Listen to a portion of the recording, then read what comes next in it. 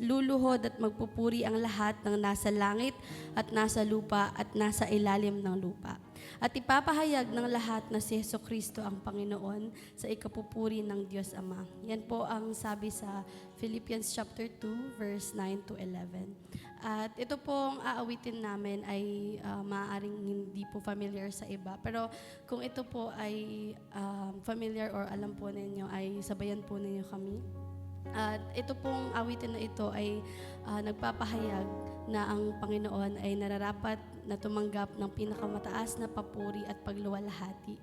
Kaya ito po ay ating awitin. Samahan niyo po kami.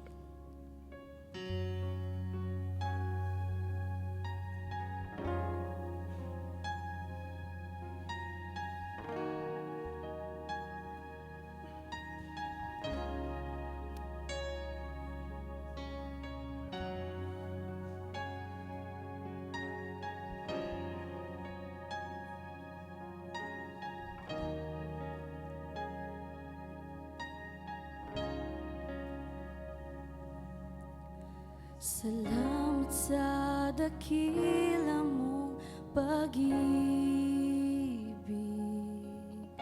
Salamat sa pagyakap mo, Ama. Ang presensya mo ang ninanais ko. Ang puso ko ay para lang sa'yo. Nararapat ka sa papuri, luwalhati at pagsamba. Jesus, ika'y dakilain, magpakailanman.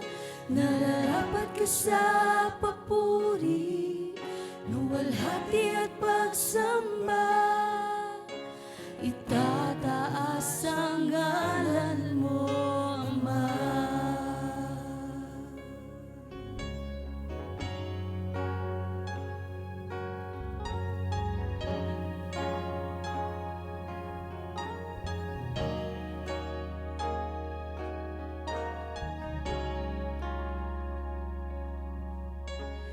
Kailan ay hindi ka nagbabago.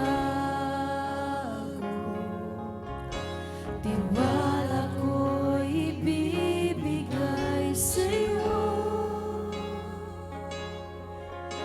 Mga pangako mo, panghahawakan ko.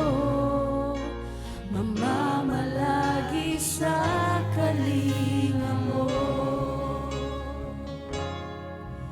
Nararapat ka sa papuri, luwalhati at pagsamba.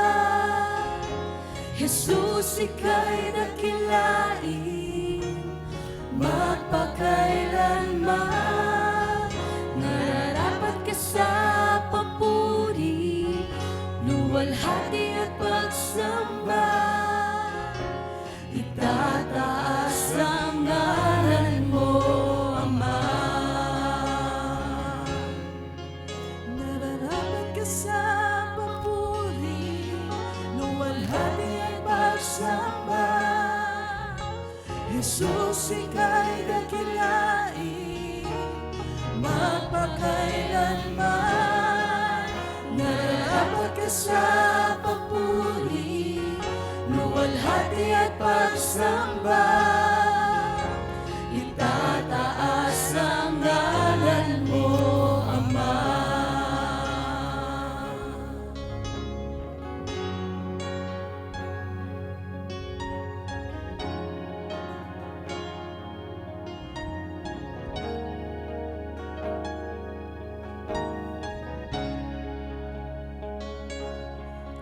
Ang iyong nilikha'y luluhod.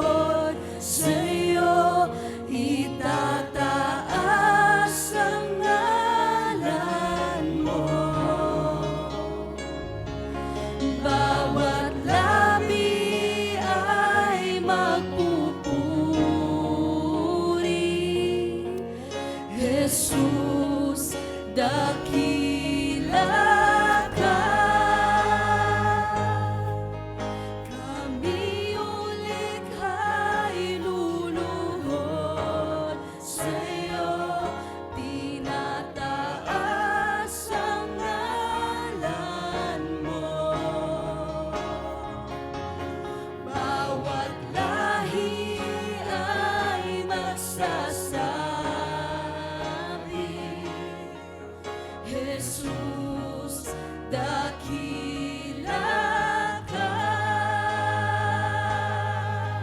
Nararapat ka sa papuri, luwalhati at pagsamba. Jesus, ika'y dakilain, magpakailanman.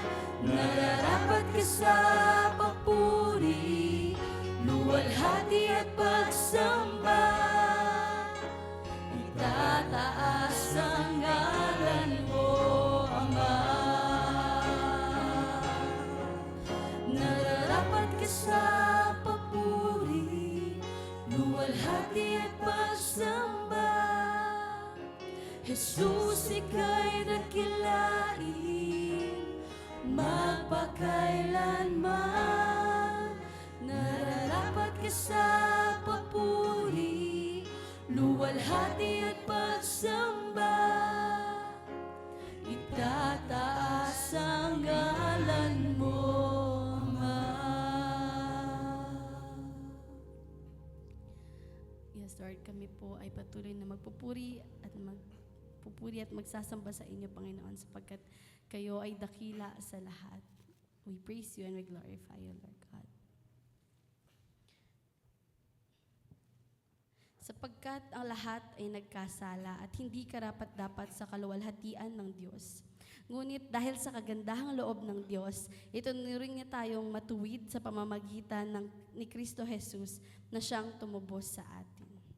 Yan po ang sinasabi sa Romans chapter 3, verse 23 to 24. At inaanyayahan ko po ang bawat isa na tayo po ay tumayo at ating sambahin at purihin ang Panginoon sa pamamagitan ng awitin.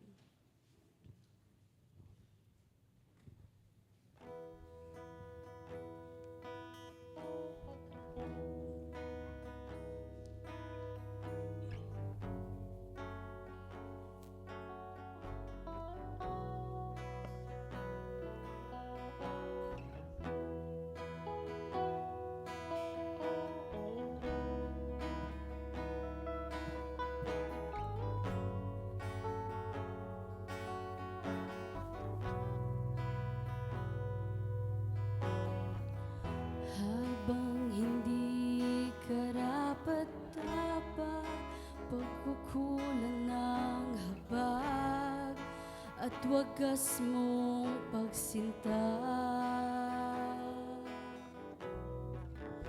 Habang walang kakayanang masuklian ka ng mabuti sa lahat mong ginawa. Niyakap mo ako sa aking karumihan. Inibig mo ako nang di kayang tumbasan. O Diyos ng katarungan at katwiran na kahit minsan di nabahiran ang kabanalan, kawalhatian. Salamat sa sukdulang biyaya mo, O Diyos ng pag-ibig na mas malawak pa kaysa aking mga pagkakasala.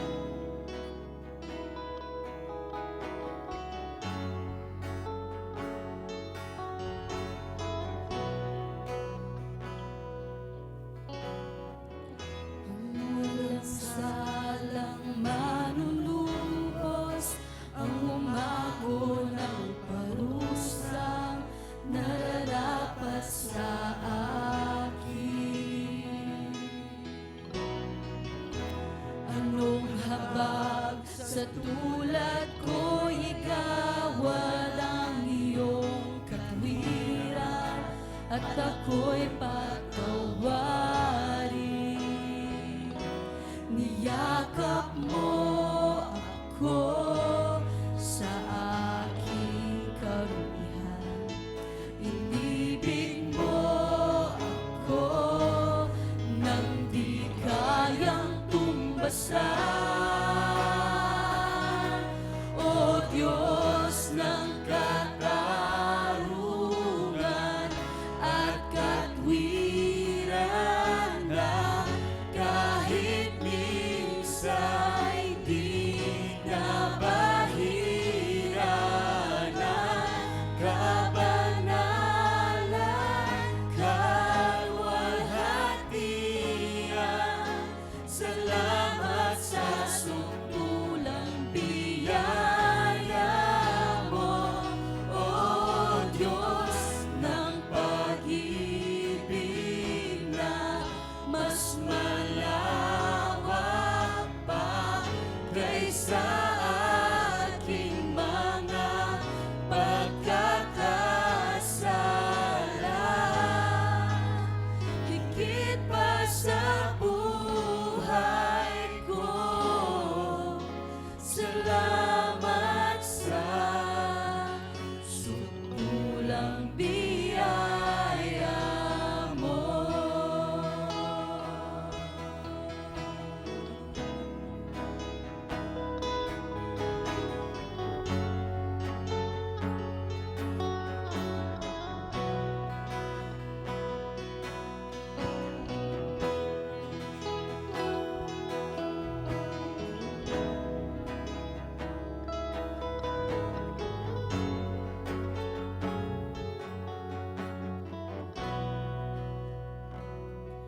Niyakap mo ako sa aking karumihan.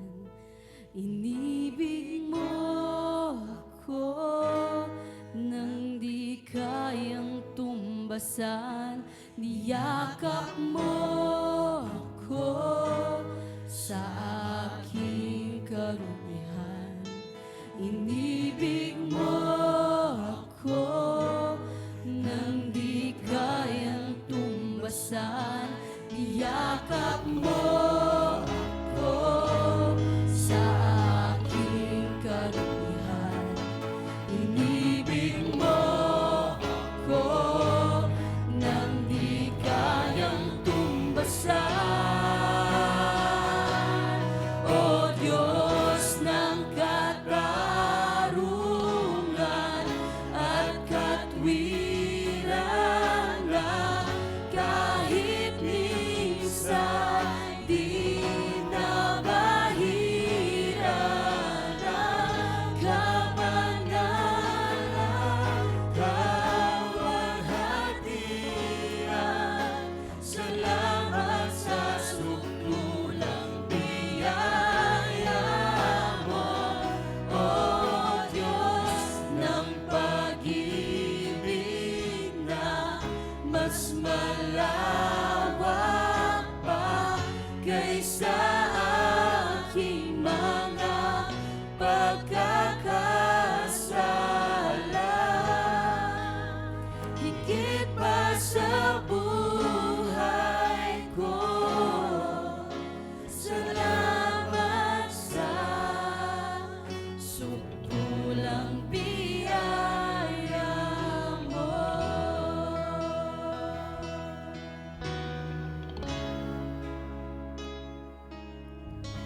Salamat sa sukdulang biyaya mo.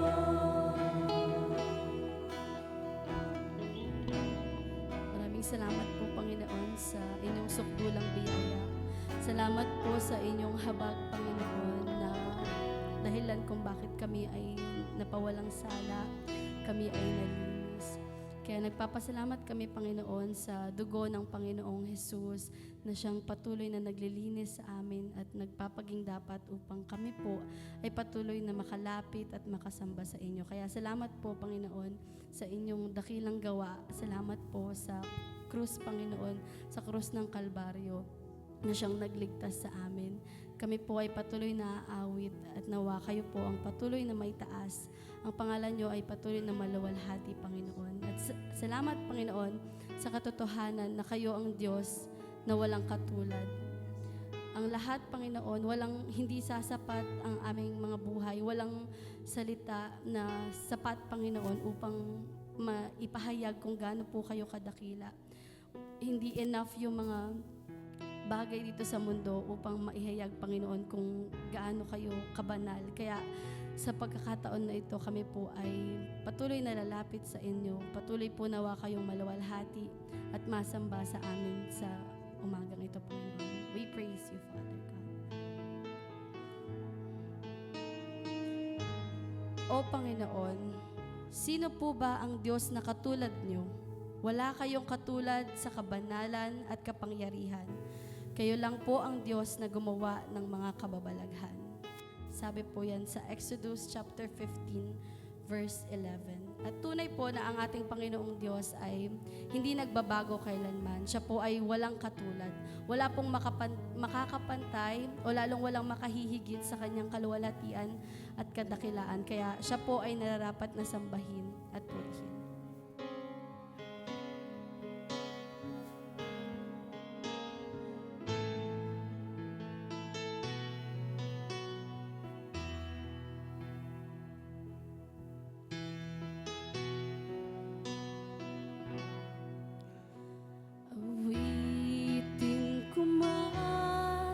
Lahat ng awit sa mundo, di kayang ilarawan ng kadakilaan mo. Kulang ang lahat ng tula, kulang maging mga salita upang ihayag ang kalukihan mo. Wala kang katulad, wala nang hihigit sa'yo. Wala kang katulad, wala nang papantay sa'yo. Ikaw ang Diyos noon pa man, maging ngayon at kailanman. Sa habang panahon, wala kang katulad.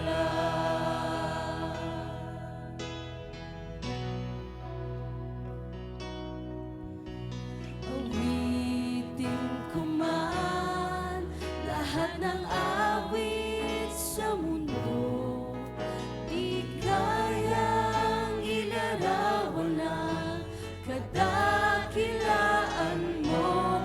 Kulang ang lahat ng tula, kulang maging mga salita upang ihayag ang kabutihan mo. Wala kang katulad, wala lang hihigit sa'yo. Wala kang katulad, wala nang papantay sa'yo. Ikaw ang Diyos noon pa man, maging ngayon at kailanman. Sa habang panahon, wala kang katulad. Wala kang katulad, wala nang hihigit sa'yo. Wala kang katulad, wala nang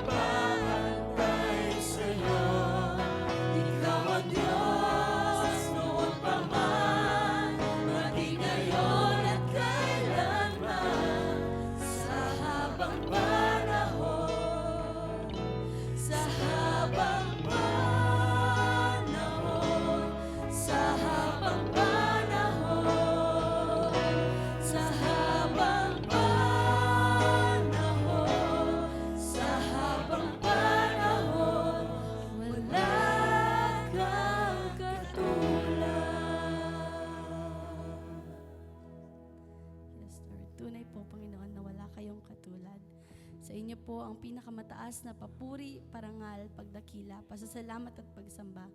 Ang lahat ng ito ay aming idinadalangin at panalangin sa pangalan ng Panginoong Hesus na aming dakilang Diyos at tagapagligtas. Amen. Papuri po sa Diyos. Tayo po ay maaari na po makaupo.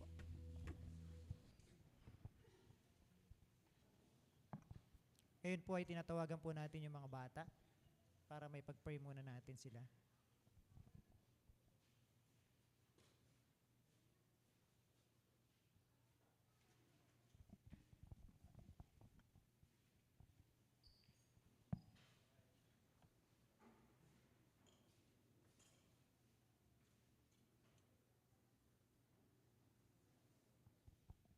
Okay po. Ayan, mayroon pa.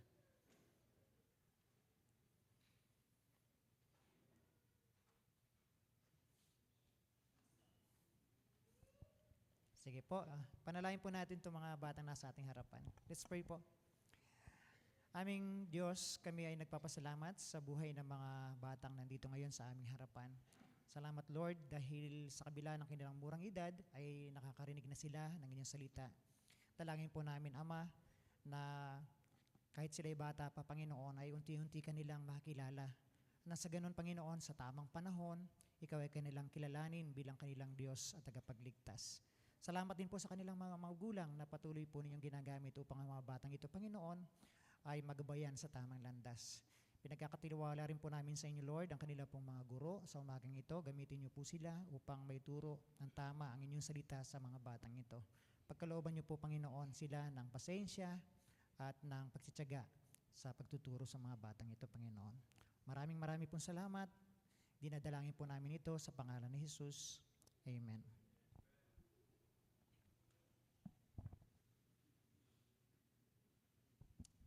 Dumako po tayo sa ating pananalangin ng sama-sama.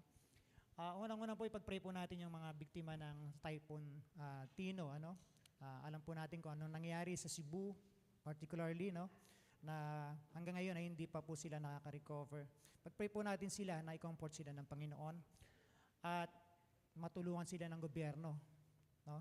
And then, pag-pray din po natin itong parating na bagyo. Sabi po ng Pag-asa ay mamayang after lunch, magsisimula na nating maramdaman yung bagyo. Medyo may kalakasan po ito pero mas higit na malakas ang ating Diyos sa bagyong ito. Pag-pray po natin siya ng sama-sama na sana ay makatulong itong bundok ng Sierra Madre para humina yung bagyo. And protection na din and guidance sa mga rescuers natin at mga local officials na kung mapapansin po natin ay busy sila ngayon sa pagpuputol ng mga sanga. So, panalangin din po natin sila na sila ay pagkalooban ng kalakasan at karunungan ng Panginoon. Sige po, sama-sama po tayong manalangin.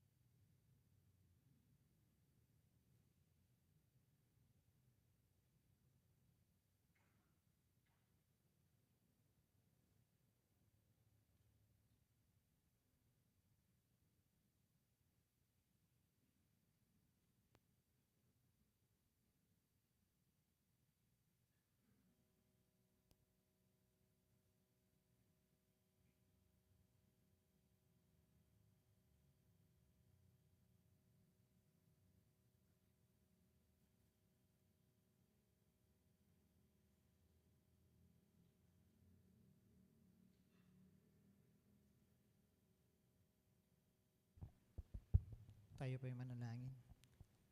Aming Ama, tunay po na kayo ang Diyos na lumalang sa amin at sa lahat ng bagay dito sa mundo. Panginoon, wala pong imposible sa inyo. At sa mga ganitong sitwasyon, O Diyos, wala naman talagang ibang makakatulong sa amin kung hindi kayo. Kaya Panginoon, narinig po ninyo ang aming madalangin, Panginoon. Naniniwala po kami na higit ka makapangyarihan sa lahat.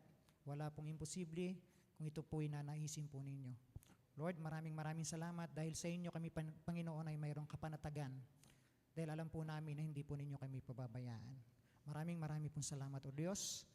Ang lahat ng ito, Panginoon, ay nilalapit namin sa inyo sa makapangyarihang pangalan ng aming Panginoong Hesus. Amen.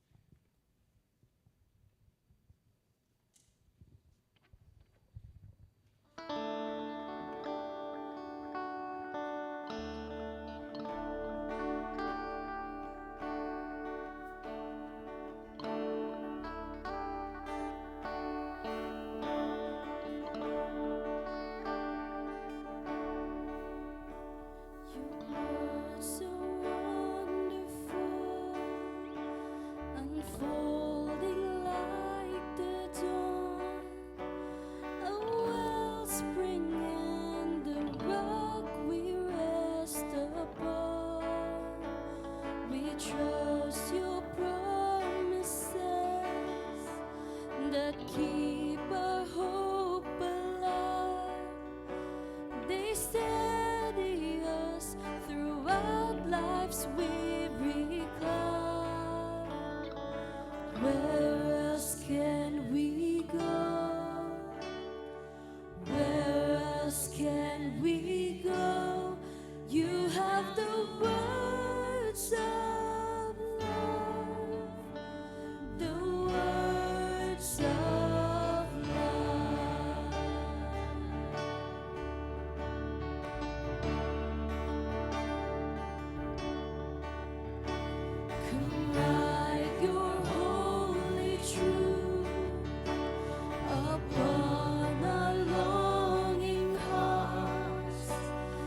strengthen us to shine against the dark. Lord, guard us from the lies the enemy will speak. No guilt remains for those you have redeemed. Where else can we go?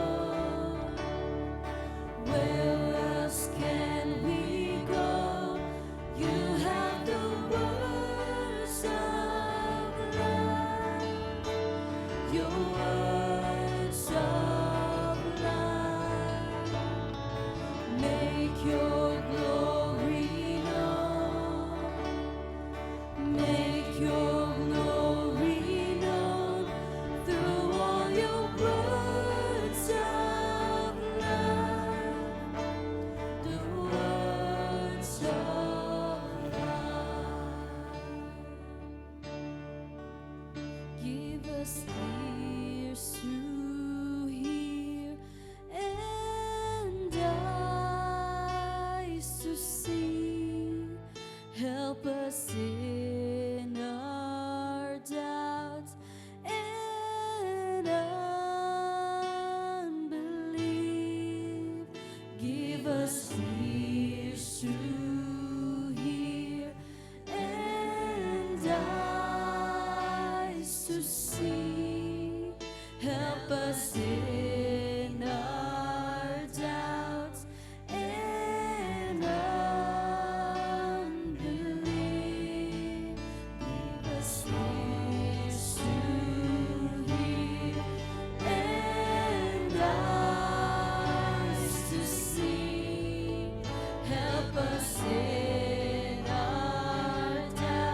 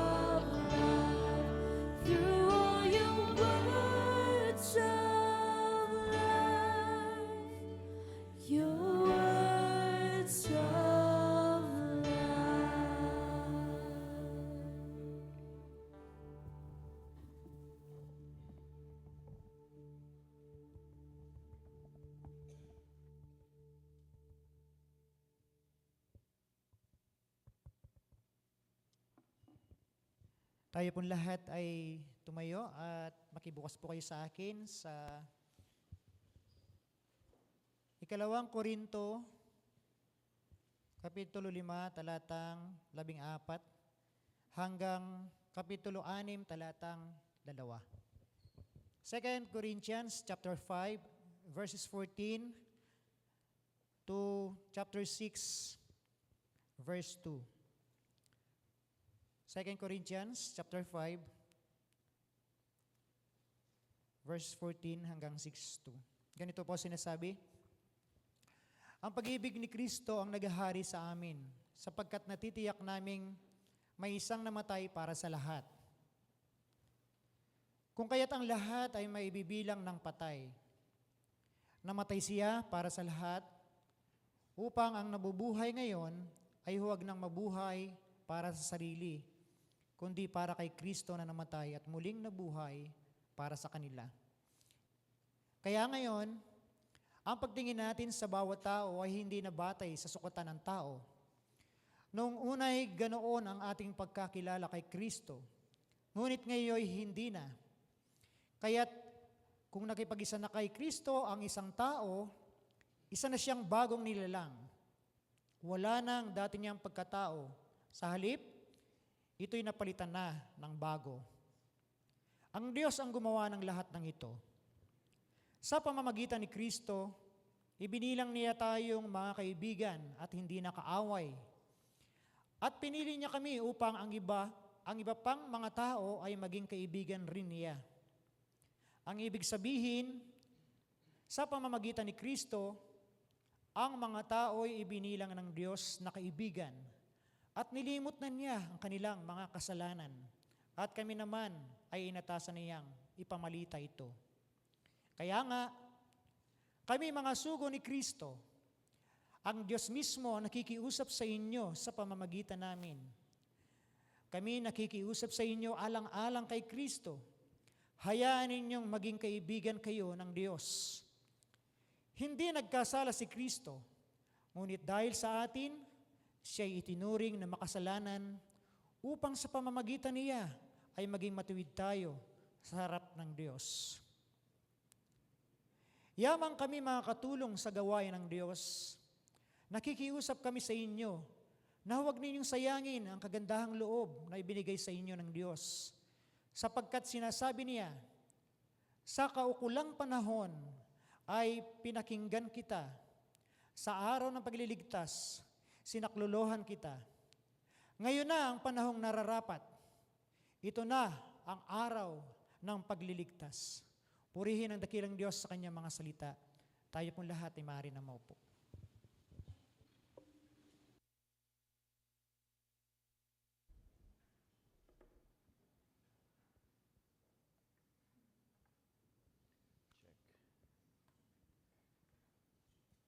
Magandang umaga po sa inyong lahat.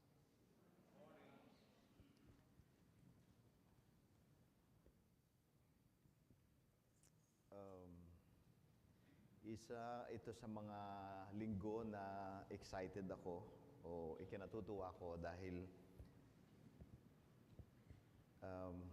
akala ko hindi ako magpipreach. Kaya pagka hindi ako magpipreach, parang ang sarap ng pakiramdam ko. Hindi dahil ayaw ko mag-preach, kundi parang bibihira yung linggong ganon. Pero dahil may bagyo, ang ating tagapagsalita ay hindi nakarating, kaya pagpasensyahan niyo po na ako ang mag-preach uli. At mukhang ako uli sa Sunday. Pero nakakahalata ako kay Brother Edgar. Parang nung last Sunday lang ay kinausap ako ang mag-lead ng Christmas. Parang ang dami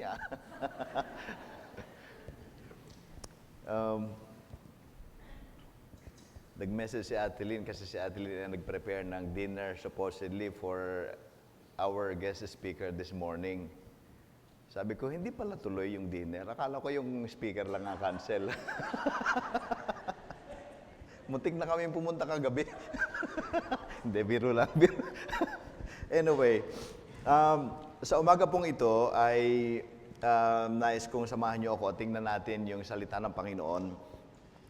Ito ay parang dalawang mahalagang konsepto na pinagsama. Ito ay tungkol sa pag-ibig ng Diyos sa atin. At the same time, yung pagdi-disciple. Kaya mahalaga mapag-usapan natin ito dahil kung napansin ninyo, for the past weeks, laging merong touch on discipleship. Kahit last year pa dito sa church. At itong 10 taon mula nung 2 years ago, ang buong community ng mga Christian dito sa Pilipinas, spearheaded by Philippine Council of Evangelical Churches, ay talagang itinutulak ang pagdidisipulo o yung disciple making. Kaya halos anywhere you go, talagang churches are being challenged to keep on preaching the gospel and leading people to Christ, helping them, assisting them to grow in the Lord.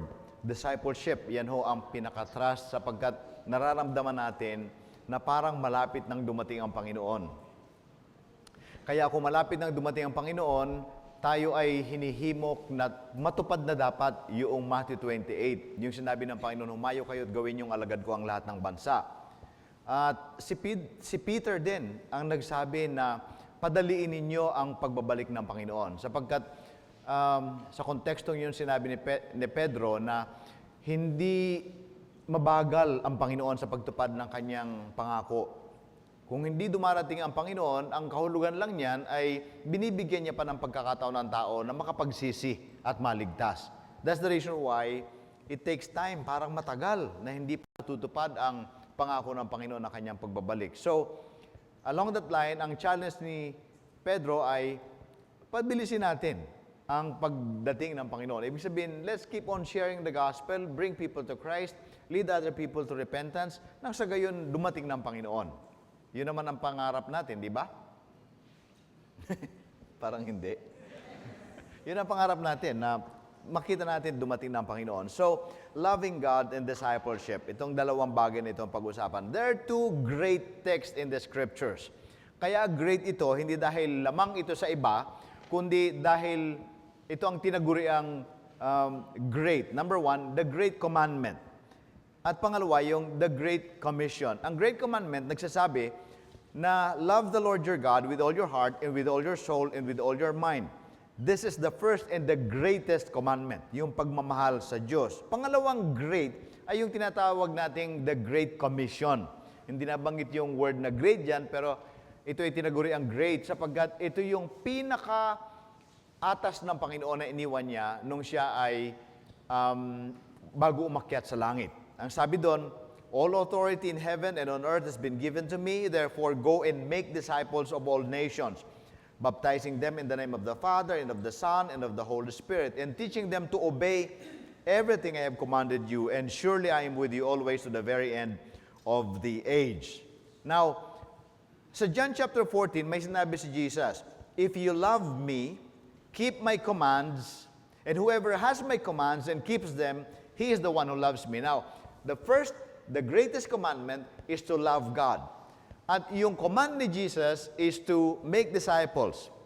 Now, it makes sense that if you love God, naturally and logically, we have to make disciples. We have to obey if we truly love God. Because if we love God, we will keep the commands of the Lord. Although specifically, hindi lamang yung command to make disciples, but specifically, sa context ito, is to love one another.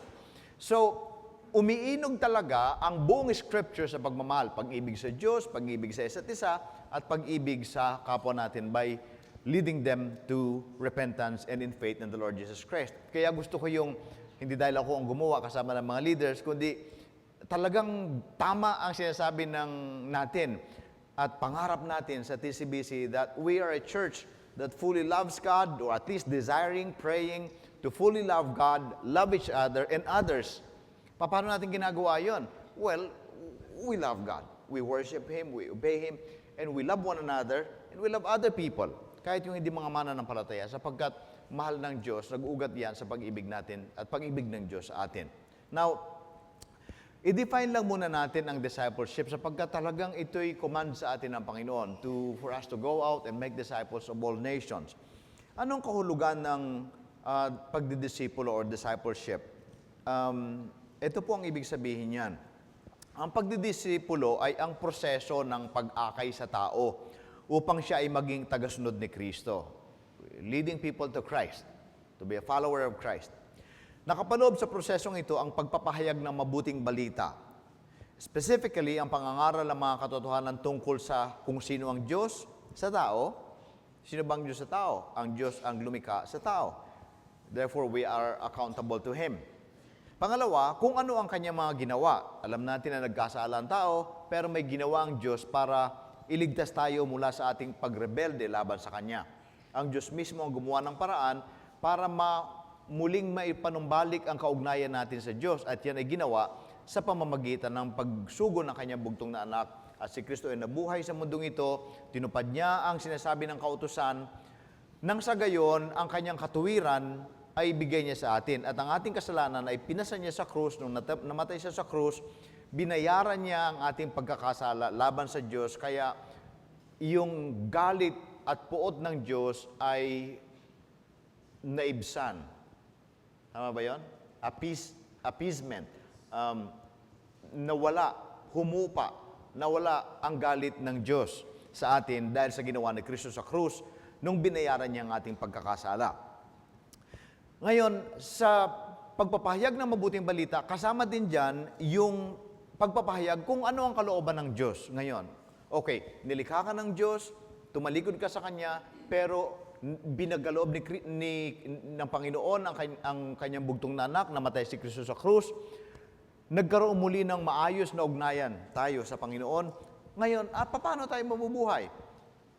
Ang discipleship ay nagtuturo kung paano tayo mamuhay bilang mga tagasunod ni Kristo, that we should deny ourselves, take up our cross, and follow the Lord Jesus Christ. Basically, iyan ang simpleng kahulugan ng discipleship.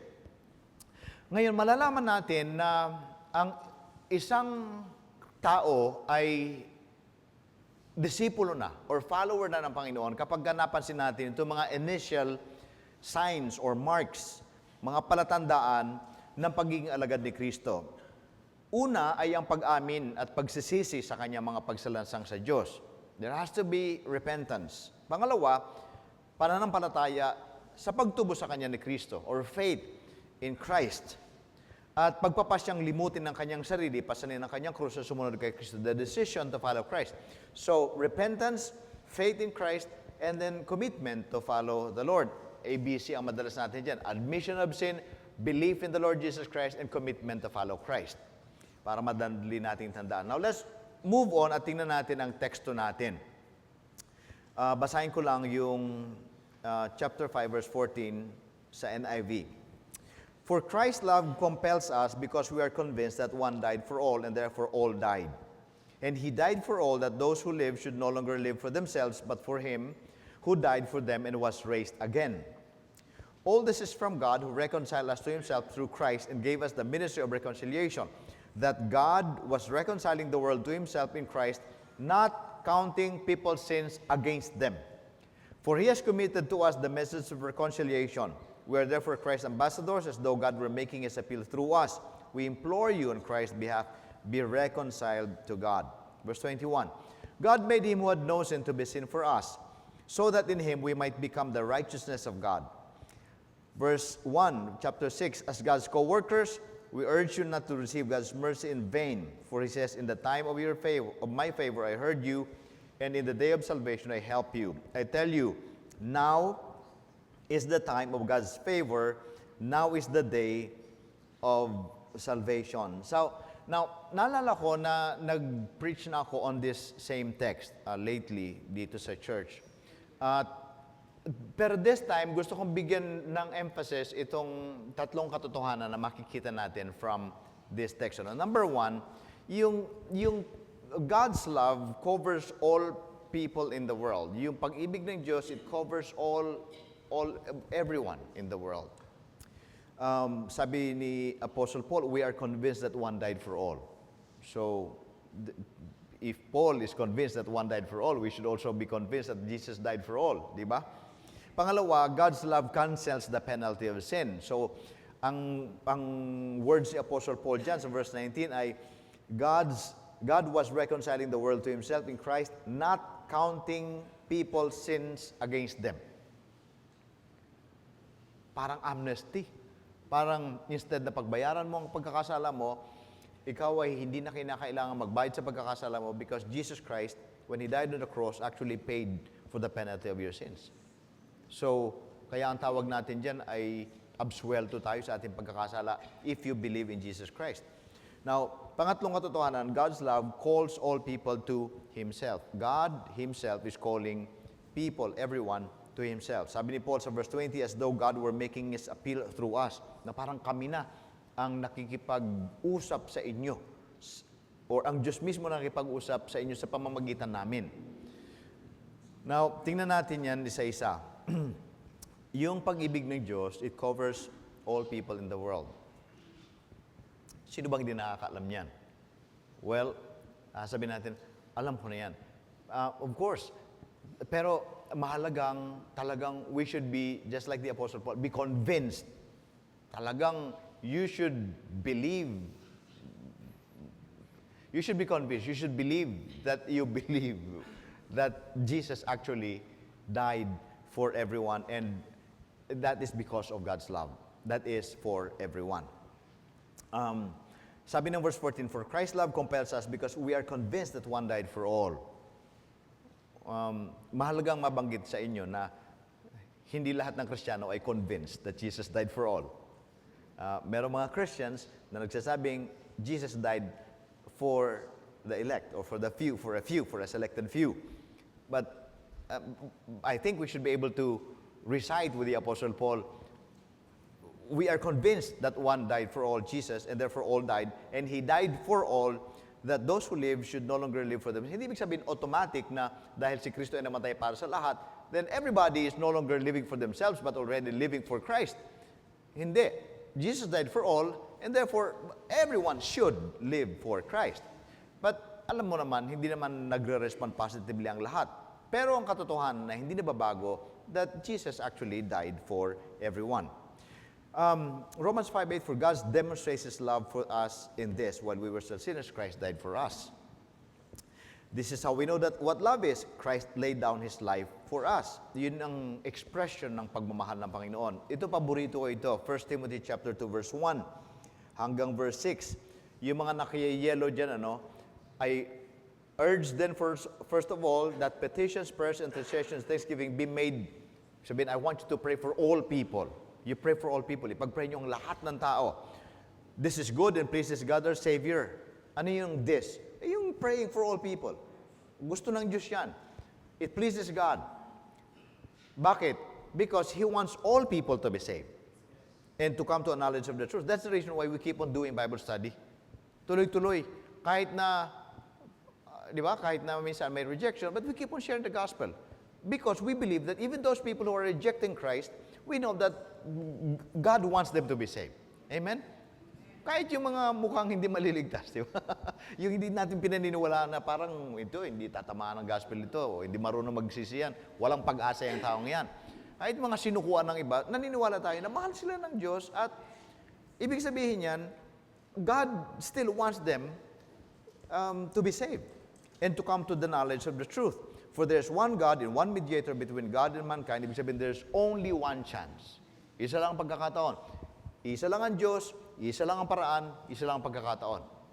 It is only through the Lord Jesus Christ who gave Himself as a ransom for all people. Napansin niyo yan? Pray for all people because God wants all men to be saved, and Jesus Christ gave His life as a ransom for all people. I think that's pretty clear. 1 Timothy chapter 4, verse 10, that is why we labor and strive because we have put our hope in the living God, who is the Savior of all people, especially for those who believe. Titus 2:11, for the grace of God has appeared that offers salvation to all people. Ibig sabihin, salvation is for all because God loves all. It is for everyone.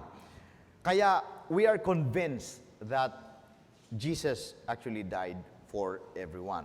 John chapter 1, verse 29, I think malinaw yan. He is the Lamb of God that takes away the sins of the world. For God so loved the world. Verse 17, He came to save the world. Di ba? Nasabihin, hindi, yung world dyan, hindi lahat. Yung mga pinili ng Panginoon. Hindi. Sa dyan, ang world tumutukoy even to the non-believing world. Do not love the world. the world, the reason why the world hates you. Sino yung world doon? Yung mga believers? Hindi. Yung mga sinners. Yung mga kalaban ng Kristiyano. But yet, God loves the world. Di ba? So, kapag tanungin mo si John, anong ibig mo sabihin ng world sa John 3:16? Basahin mo ang buong book na sinulat kung paano ko ginagamit ang world. And he uses the word world to refer to the unbelieving world. See? So, talagang Jesus loves everyone in the world. And He died. Kaya pagdating ng 1 John chapter 2, verse 1 and verse 2, the same author, sabi diyan, my dear children, I write this to you so that you may not sin. But if anybody does sin, we have an advocate for the Father, Jesus Christ, the righteous one. So Jesus, yung advocate natin. Siya yung nakikiusap para sa atin. Verse 2, He is the atoning sacrifice for our sins. Nakikiusap siya on our behalf because He is the atoning sacrifice. And then binanggit siya, not only for ours. I think that cannot be clear more than the way the Apostle John expressed the idea, no? Not only for ours, but also for the sins of the whole world. So nabanggit doon, malinaw na si Kristo ang namatay sa krus, nag-alay ng kanyang buhay bilang pangtubos sa atin, pero hindi lang para sa atin, kundi para din sa buong sanlibutan. I think that is very, very clear. So, ang punto ay ito. We make disciples because we are convinced that Jesus died for all. And therefore, all should no longer live for themselves, but for Him who died for them. In other words, all people must be a disciple of Christ. Must be disciples of Christ. So, bawat isa. Kaya, no wonder, sabi ng Panginoon, go and make disciples of all nations. Yan po ang dahilan kung bakit tayo bilang mga magkakapatid dito sa church ay dapat na yun ang maging pangunahin na gawain natin sa iglesia. Of course, we worship the Lord, we live for Him. Pero kung ang pag-uusapan ay yung something that we do, na something that we should accomplish, ang dapat na ginagawa at pinaglalaanan natin ng pera, ng panahon, ng lakas, ng lahat ng resources na binigay sa atin ng Panginoon, should be the work of making disciples. Kaya, syempre for other reasons, minsan pag tinignan mo ang budget, magandang tinignan mo ang buong budget ng church, kung yan, dapat sana pinakamalaking bahagi yan, missions eh. Of course, if you're supporting yung workers, syempre malaki naturally yon. Pero when you talk about the church activities, yung budget of the church should not go for pizza, di ba, or pansit. Pag tinignan mo, puro pagkain ang budget ng church, dapat hindi ganon. Kasi may idea ka na kung saan napupunta itong pinagkakabalan ng simbahan, kung puro pagkain at puro outing. It has to go to, yung lahat ng resources should go to missions, to discipleship. Or activities related to it. Diba? Tama ba? Yon, may planning tayo in the next 2 weeks. So, kailangan na ang focus talaga natin is to make disciples of all nations. But syempre, yung nagba-Bible study, kumakain din. Kaya lagyan din ng pagkain. But the point is, the focus should really be on discipleship. Alam nyo, sa ginagawa ng maraming simbahan, sa paggagawa ng disciples, maraming mga challenge, merong one-on-one discipleship, merong 3 small groups, merong D group na tatawag, merong C group, merong life group, merong G12, merong V12, merong napakarami. Alam nyo, sa TCBC, isa ang tested natin. Ano yun? Home Bible study. Marami tayo. Sinong na-save dito dahil nagkaroon ng Bible study sa bahay nila? Yun. Sino ang hindi pa na-save? Parang dalawa lang ang option, no? So, most of us, karamihan sa atin, yung mga hindi pa Christian, na naging Christian sila at naging part sila ng church. Of course, maraming reasons. Halimbawa, yung iba ay believer na, lumipat ng lugar, nakasama natin, at naimbita ng kaibigan, maraming ganyan. Pero karamihan sa atin ay nagkaroon ng Bible study sa bahay nila. At dahil doon, sila ay nakarinig ng mabuting balita, natulungan, naging kabahagi ng simbahan, at madalas sila din ang mga naging manggagawa. Yung mga hindi. Hindi no? But the point is, usually pag dumaan ka talaga sa process ng hindi lamang sharing of the gospel, kundi discipleship, usually you integrate yourself with the whole body of Christ, with the church, and you see TCBC as part of your life, your family, and you serve in the church. Usually ganun. Hindi naman 100%, pero typically ganyan talaga. The point, alam nyo, sa akin, pag pinag-uusapan yung methodology on how to bring people to Christ, how to preach the gospel, maraming paraan yan. But I think we already have seen how it works, at least in our context. Na talagang ginagamit tayo ng Panginoon sa pagbabahagi ng salita ng Panginoon. Isang bagay na talagang natutuwa ako, kasi pinag-aaralan, pinag-iisipan ko yan kahit natutulog ako.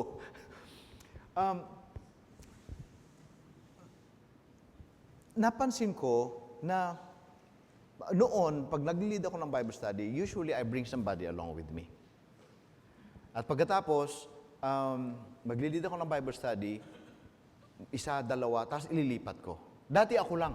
Tapos nakita ko, kailangan, hindi pwedeng magawa ito ng ako lang. Dapat meron akong kasama. So I started bringing in some people. Kaso nangyayari, pagka nag-lead ako ng isa, dalawang Bible study, pangatlong Bible study, sila na, tapos fourth Bible study, alis na ako, namamatay ang Bible study. Kasi hinanap nila ako. Sabihin, wala pala si pastor. So, parang hindi masyado motivated. Hanggang saan mamatay. So, dumating ang time na may mag-open ng Bible study, hindi i-open yun na kayo na. Napansin ko, mas nagsasucceed na wala ako. Parang hindi yata ako nakakatulong. Mas mabuti pa na wala ako. So, pag sinimulan niya ng iba, magtutuloy-tuloy. Nagsasucceed. Walang comparison, walang hinahanap na pastor or somebody na parang mas marunong, mas trained. At ngayon, I realize, you keep on doing Bible study without me, without pastors. I think if you are doing it, if there are people, na mga 10 or 15, 20 people doing Bible study by themselves, it can actually be done by the whole church. Tama ba? So ang punto dyan, kung may mga Bible studies going on, 10 people doing Bible study, several Bible studies. Pag tinitinong ko yung GC natin at nilalagay doon ng mga Bible studies, nakakatuwa. Hindi naman lahat nagpo-post doon. Pero makakita mo merong, kung bibilangin ko, parang more than 10 ang Bible studies eh. Sino naglilid ng mga yon? Hindi pastor. Hindi professional. Hindi graduate ng seminary. Ordinary members. Now, nag-uusap kami ni Nika when we were in a conference talking about discipleship. Ang daming strategy, ganito, ganyan, ang daming strategy magagaling. Isip ko, sa TCBC, we're actually seeing actual, ordinary members leading Bible studies, home Bible studies, sa iba't iba. These are not trained professional na graduate ng IGSL. I mean, these are actually ordinary people sharing the gospel, bringing people to Christ and to the church. Now, kung merong 20 tao, 10 tao, 15 tao na ginagawa yan, ordinary people, nanay, ordinary empleyado, ibig sabihin yan, everyone can actually do the same. Tama ba? Possible yun. Because we're already seeing it. It's already happening.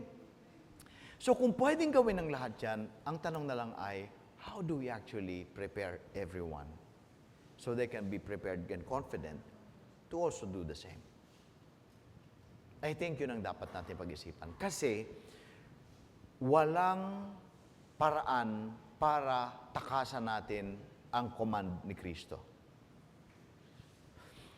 Hindi mo po pwede, alam mo, nung estudyante ako, kapag ka, lalo na sa public, marami kami, pagka wala akong assignment, o kaya may project, group project, diskarte lang yan eh. Yung pagkatipong ang teacher may tinatanong, tipong medyo busy ka lang, hindi ka lang, di ba? Para hindi ka tawagin. Pero pagka medyo, alam mong parang tiwala sa'yo ang teacher, kahit di mo alam, unahan mo na agad.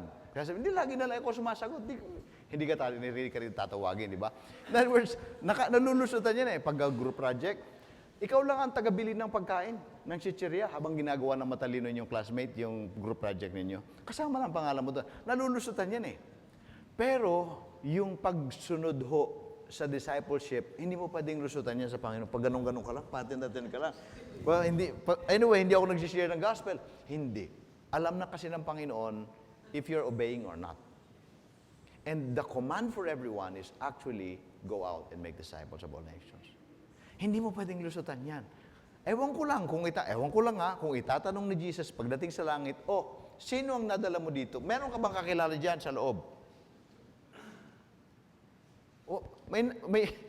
Meron bang nakakakilala sa iyo doon? Baka naman, kung wala kang kakilala, baka hindi ka taga rito pa. Di ba? I mean, did you even share the Lord Jesus Christ to your family, to your friends, to your office mates, classmates? Nag-share ka ba ng gospel?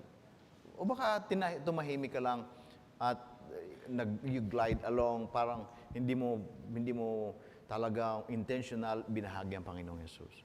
So, kalooban ho ng Diyos na we should make disciples of all nations. Now, mag-third point na tayo na sa 24. Yung pagmamahal ng Diyos ay yung pangalawa, God's love cancels yung sin ng tao. No? Parang that's the opportunity na meron ang lahat para wag na tayong maparusahan ng Panginoon. So, gumawa ang solusyon ng Panginoon. And that's what the gospel is all about. Now, let's move on sa verse 20, chapter 5. We are therefore Christ's ambassadors as though God were making His appeal through us. We implore you on Christ's behalf, be reconciled to God. Tanong, ang Diyos ba ay nangungusap pa? Nakikipag-usap pa ba ang Diyos sa tao ngayon? Ang Diyos ba ay tumatawag pa ng tao sa sarili niya? Does God still call people to Himself? Ang sagot ay oo. Paano ginagawa iyon? Sabi nila, alam mo, dahil binagyo ng Tino, ang Cebu, bumaha ng matindi, talagang tinatawag na ng Diyos ang tao. Dapat talaga magsisi na tayo. Tama ba? Tama.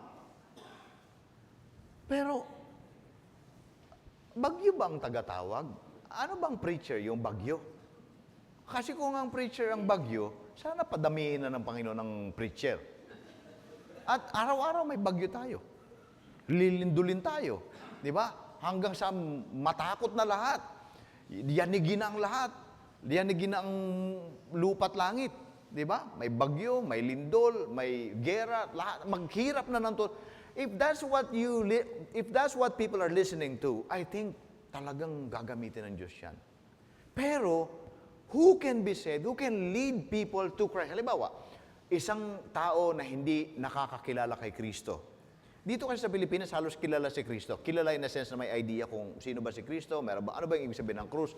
Pero may mga lugar na walang idea kung sino si Kristo. Tanong, pagka binagyo yung taong yun, walang idea about Christ, no? They were born, halimbawa, in a community na hindi Kristiyano, Muslims community, halimbawa, or anumang faith. Binagyo sila, nilindol sila, nagkaroon ng tagutom. Yung mga signs sa Matthew 24, nangyari. Ibig sabihin, will they be saved? Can somebody be saved without knowing Jesus Christ? That's the reason why we are commanded to go and preach. Kasi kahit pa ang tao namatayan at talagang devastated siya ng todo, at talagang gusto niyang tumawag sa Diyos, kung hindi natin ipapakilala si Kristo at kung anong ginawa ni Kristo, sabi ko nga, kahit pa magkasira ng pamilya at mag-away na mag-asawa at magpapatayan na talaga sila, impyerno ng kanilang buhay sa mundong ito, tapos tinulungan natin sila, sabi natin, love one another, at nagmahalan sila, mahal na lang isa't isa. Ang tanong, pupunta na ba sila sa langit? Hindi. Kahit pa anong mabuting bagay na mangyari sa tao, kahit maligtas mo ang isang tao sa isang kapahamakan, hanggat hindi niya naiintindihan na merong Diyos na lumikha sa kanya, na sinuway niya, na dapat niyang pagsisihan ang pagkakasalang yon. At hanggat di niya naiintindihan na si Kristo mismo ang namatay sa krus para bayaran ang pagkakasala niya laban sa Diyos, na ngayon siya po pwede na magkaroon ng kaugnayan sa Diyos pag nagsisi siya at nanampalataya kay Kristo. Hanggat hindi nangyayari yon, kahit pa yumaman ka, kahit pa magmahalan kayo mag-asawa, kahit pa maging masunurin mga bata, hanggat walang mabuting balita, walang kaligtasan. Why? Because the gospel is the power of God for the salvation of those who believe. In other words, talagang there is no other way. The way God calls people to Himself is through the preaching of the gospel. Kaya huwag tayong magtiwala sa bagyo, huwag tayong magtiwala sa lindol, huwag tayong magtiwala sa mga problema para yun ang mag-preach at magligtas sa tao. Hindi. It's still the gospel. Yes, God uses them para yanigin tayo, para mag-isip-isip tayo, pero kung gusto nating maligtas sa mahal natin sa buhay, kinakailangan nilang marinig ang mabuting balita. They have to be reconciled to the Lord. And God is using us, ginagamit tayo ng Panginoon para tawagin ng Diyos ang ibang tao. Ang sabi ng Panginoon sa chapter 6 verse 1 na ito, we urge you not to receive God's grace in vain. Andiyan na ang biyaya ng Diyos. Huwag niyong sayangin yan. Paano? You have to respond to the Lord. I tell you, now is the time of God's favor. Now is the time of salvation. Sabi ng Hebrews, na very much related to this, halos katunog nga eh. Sabi dyan, verse 7, God again set a certain day, calling it today. He did this he did when a long time later he spoke through David, as in the passage already quoted. Today, if you hear His voice, do not harden your hearts. Ibig sabihin, pag ang Diyos ipinapahayag ang mabuting balita, ang Diyos ang tumatawag sa tao, ang Diyos ang nangungusap sa puso ng tao, and God, by His grace, urges people to repent and believe in the Lord Jesus Christ. Narinig nila mabuting balita. They are convicted of their sins, and meron silang remorse, gusto nilang pagsisihan at talikuran ng kanilang kasalanan. Na-appreciate nilang ginawa ni Kristo sa krus, then they say, Lord, forgive me. I believe in you. I would like to follow you. When people respond to the Lord, then alam natin na tinawag sila ng Diyos at alam natin na sila talagang nililigtas ng Panginoon. Ulitin ko, it is only by preaching of the gospel that God calls people to Himself and are reconciled and saved. Kaya, mahalaga yung tinatawag nating gospel fluency. Yung lahat ng mananampalataya, pagka nagulat at tinanong mo, ano nga ang gospel? Dapat kaya niyang masabi. Alam mo yung mga driver na sanay nag-drive, pag ginulat mo, nagpepreno agad. Di ba? Ano rin, it's part of their system eh. And Christians should be very familiar with the gospel that whatever we're talking about, when given an opportunity, we can easily inject the truth of the gospel and share Jesus to them. Everyone. So, dahil dyan mga kapatid, gusto kong sabihin na if we truly love the Lord and we have understood kung ano ang pagmamahal ng Diyos, hindi lamang tayo dapat receiver ng pagmamahal na yan. At hindi din dapat natin i-claim na mahal natin ng Diyos and yet we do not obey and we do not share Jesus to other people. So I pray that God would truly bless us and use us as a church in expressing this love that we have experienced from God. Gamitin tayo ng Diyos to also share that same love to other people. Ultimately, for the fulfillment of the Great Commission and for the glory of the Lord. Amen? Tayo po manalangin. Aming Ama, nagpapasalamat po kami sa umagang ito. Salamat sa reminder na kami po ay minahal ninyo. At hindi lamang minahal, inutusan din na ibahagi ang pagmamahal na ito sa iba. Nagpapasalamat kami, Panginoon, sapagkat nakita din namin kung paano nasusunod ang iyong kalooban sa aming iglesia. Pero panalangin namin, O Diyos, na patuloy niyo kaming himukin. Ang sa gayon, ang buo, ang bawat kapatid namin would truly have a deep commitment to the Great Commission so that it will be fulfilled and you would come. Kayo'y dumating na. Hinihiling po namin, O Diyos, na mapabilis ang iyong muling pagbabalik at maranasan namin ang lubos na kaligtasan mula sa inyo. Panginoon, panalangin namin, O Diyos, na itong mga nangyayari sa paligid namin, yung iba't ibang natural calamities, would actually shake the whole world, shake everyone to at least pag-isipan ang kanilang kaugnayan sa iyo. And we pray that you use the believers to clearly share the message of salvation and of hope. At ang bawat isa, Panginoon, ay tumugon ng pananampalataya sa iyo. Gamitin niyo kami, Panginoon, sa pangalan po ng Panginoong Yesus. Amen. Amen.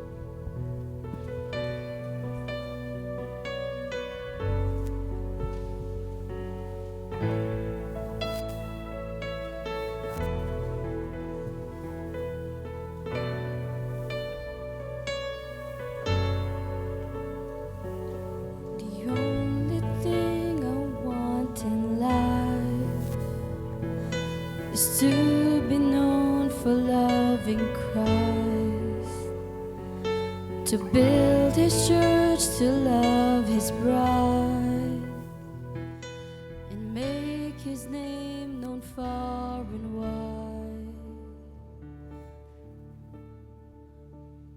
For this cause I live, for this cause I die. I surrender all for the cause of Christ. All I once held dear, I will leave behind. For my joy is this, oh, the cause of Christ.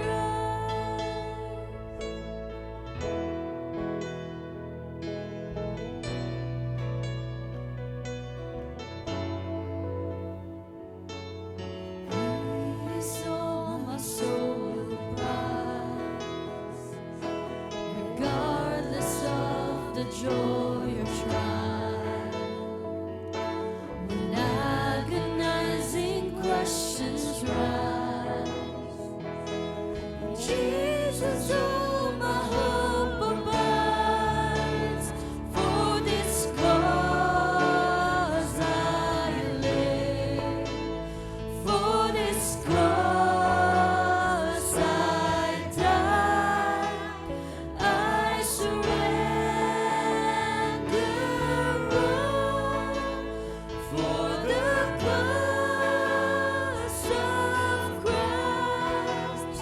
All I once held dear, I will leave behind.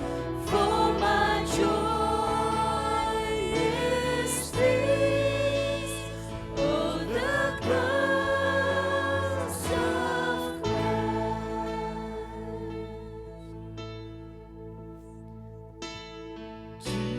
Jesus, my Jesus, for your glory, for your name. Jesus, my Jesus, I will only sing your praise. Jesus, my Jesus, for your glory, for your name. Jesus, my Jesus,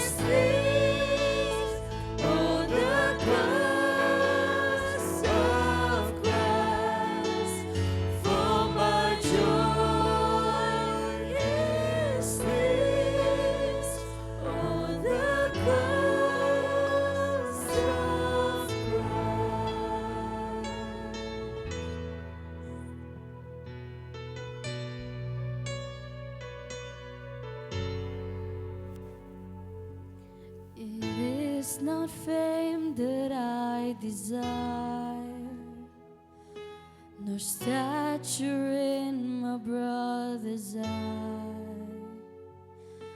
I pray it's said about my life that I live more to build your